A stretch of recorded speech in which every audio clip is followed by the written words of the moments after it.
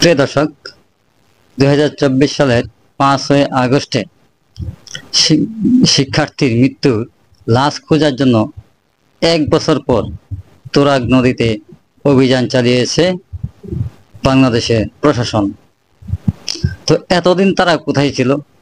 এই 1 বছরের মধ্যে তারা কেন এই লাশটি খোঁজার চেষ্টা করলো না?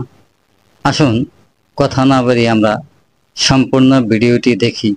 ছাত্র জনতার অভ্যুত্থানের সময় গাজীপুরের কোনাবাড়ি এলাকায় পুলিশের গুলিতে নিহত শিক্ষার্থী হৃদয়ের লাশের সন্ধানে পুলিশ প্রায় 1 বছর পর অভিযান শুরু করেছে। গ্রেপ্তারকৃত এক আসামির দেওয়া তথ্য মোতাবেক ওই অভিযান চালায় আন্তর্জাতিক অপরাধ ট্রাইব্যুনালের তদন্ত টিমের নেতৃত্বে ডুবুরি দল।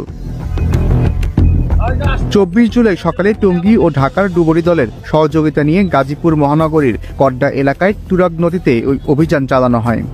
এখানে একজন শহীদের লাশ এই কড্ডা ব্রিজের নিচে হয়তো বা ফেলা হয়েছে ধরনের তথ্যের ভিত্তিতে আমাদেরকে অনুরোধ জানানো হয় যে এখানে আমরা যেন ডুবুরির মাধ্যমে একটা তল্লাশি করি আর কি।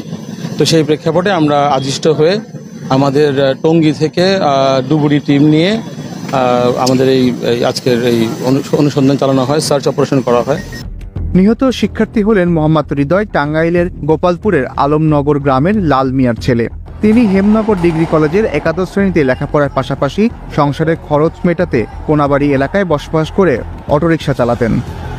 আমার বাবা অনেক অসহায়, গরিব, তার জন্য আমার ভাই লেখাপড়া করতো কলেজে, কিন্তু বাবা খরচা চালাইতে পারেনি, তার জন্য গাজীপুর কোনাবাড়ি আইছিল উদ্ধার করার জন্য। কিন্তু ওই দিন আনন্দ মিছিলে অনেক কোনো দলও ছিল না, কিছু ছিল না, সবাই অংশগ্রহণ করছিল।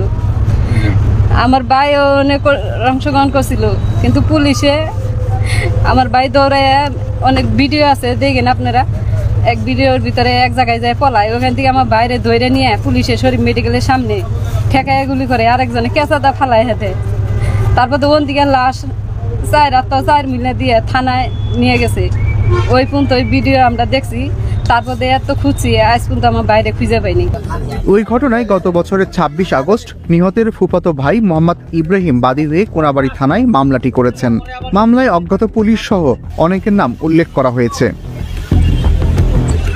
ইন্টারন্যাশনাল ট্রুথ জাস্টিস প্রজেক্ট এবং টেক গ্লোবাল ইনস্টিটিউট হৃদয়ের ভিডিও ফুটেজের ফরেনসিক বিশ্লেষণ করে প্রামাণ্যচিত্র বানিয়েছে। সেই প্রামাণ্যচিত্রে হৃদয়কে গুলি করার দৃশ্যও ছিল।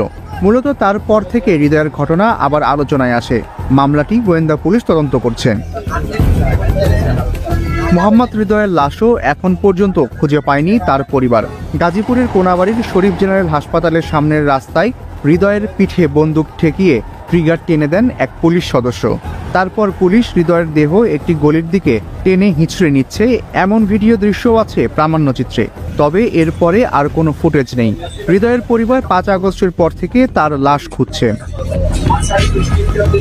মামলার এজাহারে বলা হয়েছে, পুলিশ সদস্যরা মোহাম্মদ হৃদয়কে দোকান থেকে টানা হেঁচড়া করে রাস্তার উপর নিয়ে যান। পরে তাকে পুলিশ সদস্যরা ঘেরাও করে আগ্নেয়াস্ত্র পেটের মধ্যে ঠেকিয়ে গুলি করে নির্মমভাবে হত্যা করে, যা বাদী মোহাম্মদ ইব্রাহিম ও আশপাশের লোকজন ভিডিও ধারণ করেন।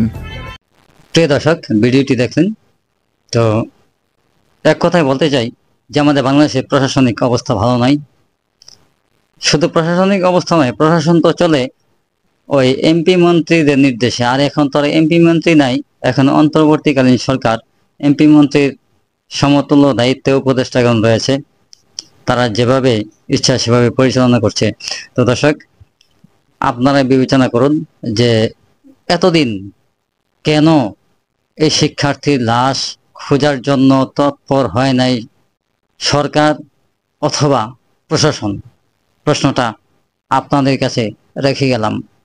মন্তব্য করতে ভুলবেন না, আর চ্যানেলটি সাবস্ক্রাইব করে সঙ্গেই থাকুন। ধন্যবাদ।